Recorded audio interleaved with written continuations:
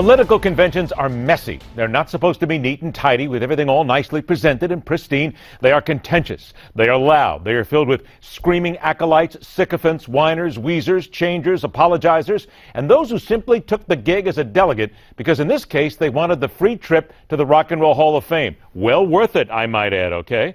But they are supposed to do two things at their core, these conventions. Energize the base, get their message out to not just their supporters across the nation, but to those undecided and seeking a reason as to why they should vote for a certain party. After one night of the Republican National Convention in Cleveland, there was a growing consensus, and not from the dastardly enemy on the left, but from those inside on the right. Those who want nothing more than to see Hillary Clinton banished to a small island off the coast of nowhere with nothing more than a tattered pair of Gucci pajamas and a lifetime supply of bad instant coffee at her command. A consensus that Republicans shot themselves in the proverbial foot on night one, ran off the rails in spectacular fashion, and needs serious convention triage stat. Oh, come on now. Was it really all that bad? Our guests understand what happens beneath the shiny veneer.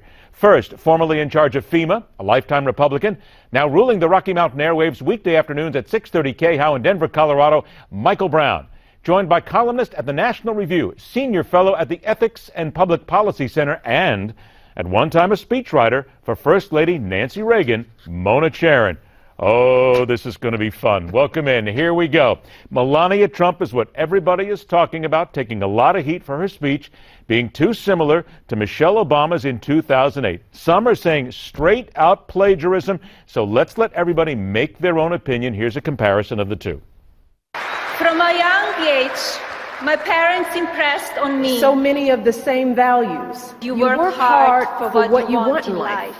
That your word is your bond, that you do what you say you're going to do.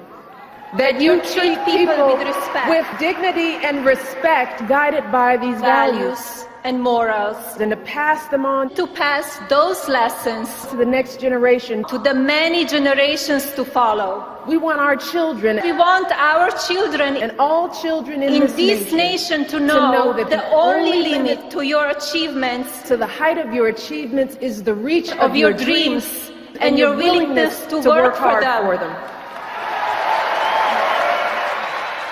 All right, Mona, we're going to start with you as the speechwriter. Look, Melania Trump, according to Paul Manafort, just used common words and values. This isn't a big deal, so I'm going to ask you then, why then is this a big deal?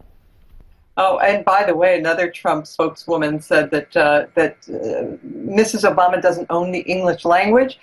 Look, the way your producers put together those clips, I don't think the jury can still be out as to whether this was plagiarism. Look, Mrs. Trump has to take some responsibility here, honestly. Everybody's saying it's not her fault, it's not her fault. But wait a minute. She said on the plane the night before, I wrote it. And She didn't have to say that. But why is it a big deal? I mean, that's a big thing. Everything you're saying is correct. But why is why is everybody's panties in such a bunch over this? Look, there was a great fuss made, in all fairness, when Joe Biden plagiarized that speech from Neil Kinnock.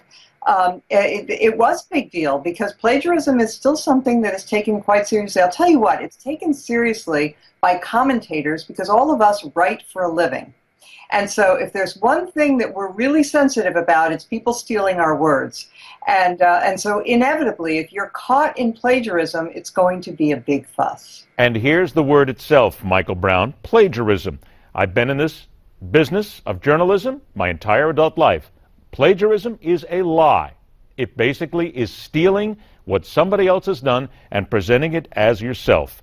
So, Michael, what does this say then about not just integrity, but what does it say about Donald Trump should have millions of people there being paid a lot of money to sit there and make sure something like this doesn't happen? This is embarrassing. This is what drives me just absolutely crazy about it. You and I have talked about this now for weeks, Ed. The problem with the Trump campaign is they're not taking this seriously. Donald Trump thinks that he can micromanage everything. This is about staffing. It's about staffing. And at the end of the day, it's about staffing. And the failure to have somebody vet those speeches, the failure to have somebody actually watch the schedule so that Joni Ernst isn't on at like midnight Mountain Time, it is a failure of staffing. And I think what scares me as a Republican is, let's say that Donald Trump is able to overcome the Electoral College challenge, and he does win. What's he going to do about staffing the White House? It really does concern me. What does this then say? Okay, go ahead. Let me just add that Please. Trump's whole pitch is that he is going to appoint the best people, that he is a great and successful businessman who knows how to hire the best people, and his campaign so far has suggested anything but.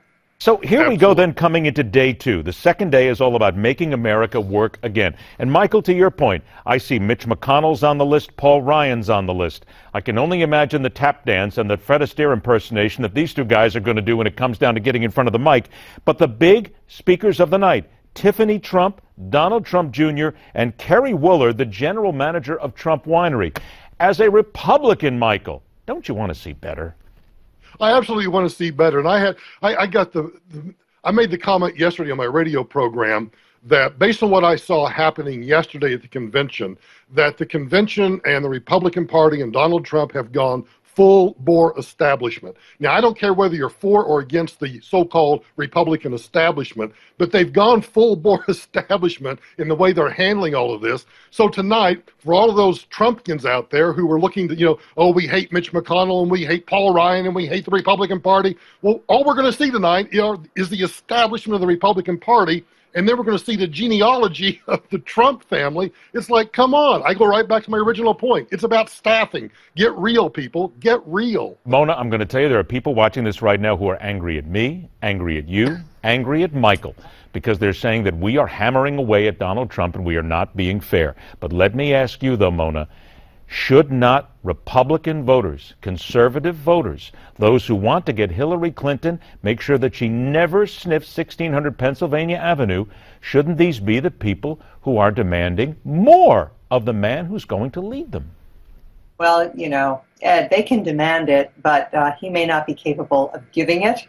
And so in the end, the voters have to take the blame for this. They're the ones, at least a plurality, who handed the nomination, probably the only man who could not, in this year, defeat Hillary Clinton.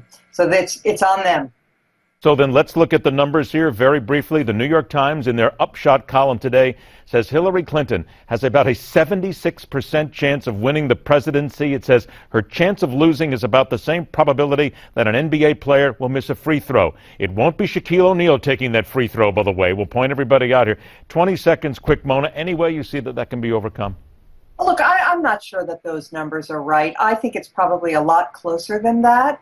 But based on his performance, we can expect that Donald Trump will blow opportunity after opportunity because he has no self-control and he's kind of like an 8-year-old. So I don't expect him to be able to take advantage of opportunities that are presented. 20 seconds to you, Michael. The last 3 days actually, of the RNC convention, do you expect things to get better?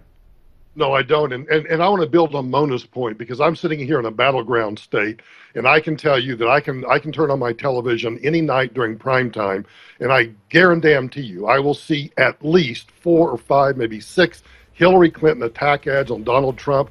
Ask me how many attack ads on Hillary Clinton I see from any super PAC, from the Donald Trump campaign, or from the RNC. A big fat zero. Going to leave it there. Good point. Weekday afternoon, 6:30 KHOW, Denver, Colorado. Thanks, Michael Brown, and thank you, Mona Charen. Reminder, everybody, Newsmax RNC special coverage begins on Wednesday night. Rock on, true believers. Good night and good luck.